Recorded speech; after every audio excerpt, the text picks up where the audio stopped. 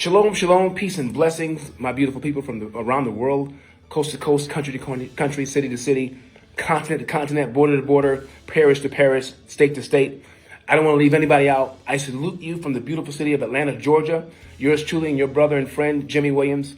All my subscribers, fans, followers, etc., etc., teachers, mentors, mentees, all of you. I salute every one of you from over 80 nations. Thank you for following me and being a subscriber and a follower and watching my content. I got something controversial to share today, guys. You know, in most cases, I'm always coming to you guys as the coach and the mentor. But today, I'm going to put on my apostolic hat and give you some revelation and some understanding and address an issue that I think is the elephant in the room that needs to be addressed right now. All right. And that is the issue of race relations, right? That word race was invented many years ago to divide and justify slavery and other things, the white, black, and all that, the classism. But that's not the point I want to make today. Something is going on right now in the political climate where it comes to what's going on as far as what's the injustices of black folks and other people around the world. And even in some instances, poor white people are getting some of this as well. What I want to talk about is this amazing case and how it ties back to our history in the country. The case with Nolan Xavier Wells. We're seeing a major cover up here, and a lot of guys are going to, men and women, you may disagree with me, but there's something going on. But that's not what I want to talk about. I want to address the whole thing with lynchings around the country that no one is talking about. Almost every day, every other day, there's a black man or a black woman.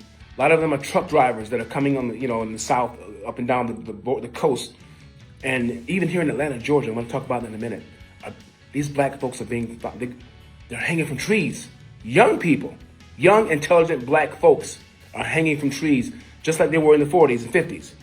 And it's happening every day. So the reason I brought up the Nolan Wells case is it's coming out now saying that, he was with white women and a lot of the white guys, his friends, didn't like it. And this may be a case related to that. That's probably why he died, right? But I'm going to give you more relevance to this thing, and I'm going to show you how serious this is, all right? Let me tell you my own personal story. This will bless you. Back in 1996, when I graduated from the Art Institute of Fort Lauderdale, I went to art school many, many years ago. In the 90s, I was dating a white girl, all right? And the sad thing about the relationship that I had with her, she was very sweet. I only dated her for a few months, and she was very sick. She had cancer. She had very short hair. I won't say her name for privacy reasons. I haven't seen her in many, many years. She may be gone now. I don't know. Had red hair. And one day we were hanging out. Listen to me, guys. I'm going somewhere. She started crying one day. And I didn't understand why she was crying. I said, "What's wrong with you?" Now, I was young, 20 years old, had the dreads. And yes, I was that guy. All I dated back in the day in college was white women, right? My wife is black now. And, but neither here nor there. I was dating a lot of white women. I didn't really date black women. But this young white girl, we were sitting down talking. And she started telling me about an experience that she witnessed. Listen to me, guys. She witnessed a lynching. She was 19 years old. I was 20 or 21. And she started crying. I said, "What do you mean you witnessed a lynching?" She's from Indiana. She said, "Jimmy, I saw a little black boy burning. They burned him alive." This is what she told me. And I'm young. Again, I had dreads in my hair. I had the baggy pants. I was cool. I wasn't. As a young man, I want you to listen, especially young black man, listen to me. I wasn't really watching my circumstances and my surroundings. I just thought everything's okay. Even though I was in a big city like Fort Lauderdale, Miami, I didn't realize race problems are everywhere.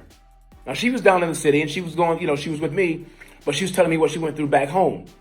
And she said to me, "I saw him. They tied him up." This is what she's telling me now. And she said they burned him alive. He was screaming. She was crying. By this time, I started crying. I said, "Well, what else did you see?" She said, "After they burned him alive, they hung him." She said, "I saw this."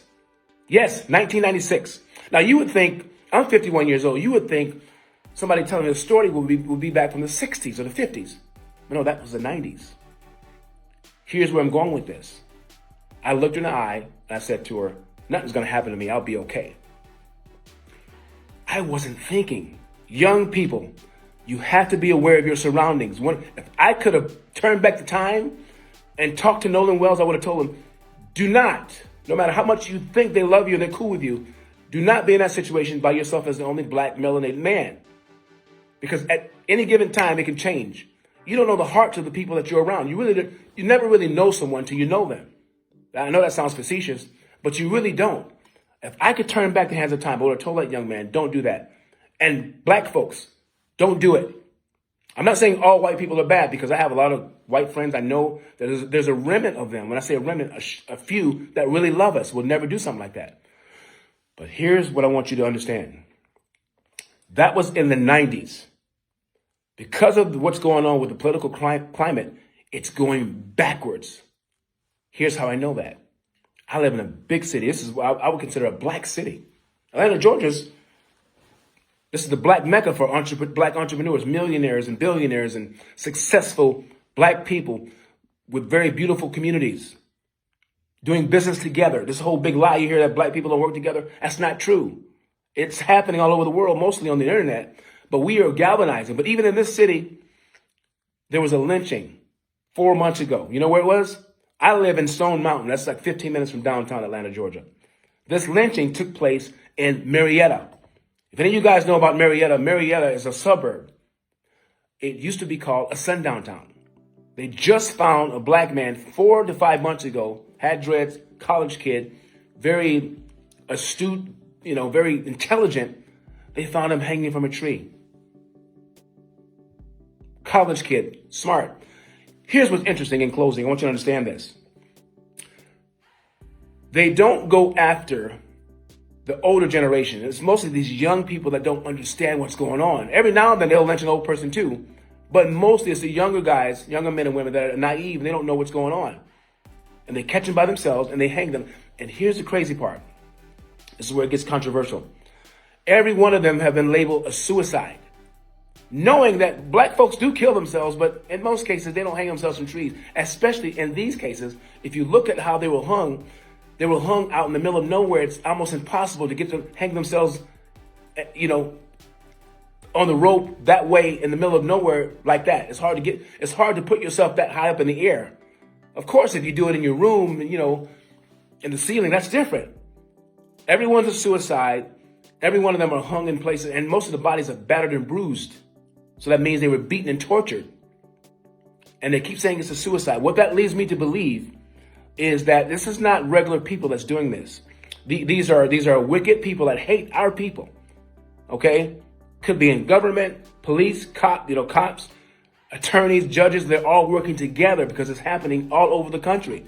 Probably all over the globe. We're not hearing about what's going on over there. I'm telling you guys, if you see this in other countries, in the U.S., it's going backwards. And the reason I'm saying that to you is because the tables are turning. Okay? There's a Bible prophecy that was taken out of the Bible. I'm going to tell it to you before I leave. It says in 2nd Esdras, go look that up. It's in the Apocrypha. It says at the end of the world, it's Esau. Go look out and go find out who Esau and Edom, who those people are. The end of the world is Esau, but the world that comes after is Jacob. That's the 12 tribes of Israel, i.e. the African Americans and the Jamaicans and all, the Caribbean folks and the other 11 tribes in Africa. Judah is the main tribe in America, but Judah is one of the 12 tribes of Jacob or Israel, right? We're waking up. And so basically what's happening is there's a dethroning of one group, one nation, one group of people. Remember, the word race is a problem. Race makes it about the color. No, it's the nation. The nations of Edom, i.e. all the European nations, i.e. America, Babylon. And then you have Israel rising up. So Babylon and all those white nations are falling. They're mad about it. Israel, Jacob, is waking up and taking over for the next 1,000 years to come. This is not a small thing. This is a big prophecy. And the powers that be know this, and they're afraid. So watch yourself. Always declare that you are protected by the Most High Yah. You notice I didn't say Jesus or God. Jesus is not his name. His name is Yahusha Hamashiach. That's the son of Yahweh. That's the real name. And when we all wake up and go back to that name and call out, that's when the end will truly come. But we got to unite and be careful. I'm talking about all my brothers and sisters, all the other groups, other nations, all you guys can come into, but you got to come in through Yahusha. And you have to be aware that this is not just political. This is Bible prophecy. I hope you got something out of this. This is real. This is spiritual what's happening. Don't be caught nowhere by yourself. You can't trust any of them. They know their time's coming, and Yahuwah is going to come back and judge them. It's not going to be a good time for Christians. It's not. He's coming back to judge the world for how they treated Israel. Jacob's tribe. His name became Israel, the 12 tribes of Israel. There's a judgment because nobody ever paid for it. Isn't it strange that nobody wants to pay reparations and take care of the debt that's owed to us? They don't want to do that. But he's going to make sure you get it. And they're angry about it, and that's why these bodies are coming up. Missing and tortured and hung all over, and it's always a suicide. They're lying to you. I hope you got something out of that. Race relations and prejudice and all that stuff's very real. Be careful, be watchful, and call upon the name of the Most High Yah, and he'll take care of you, and he'll protect you.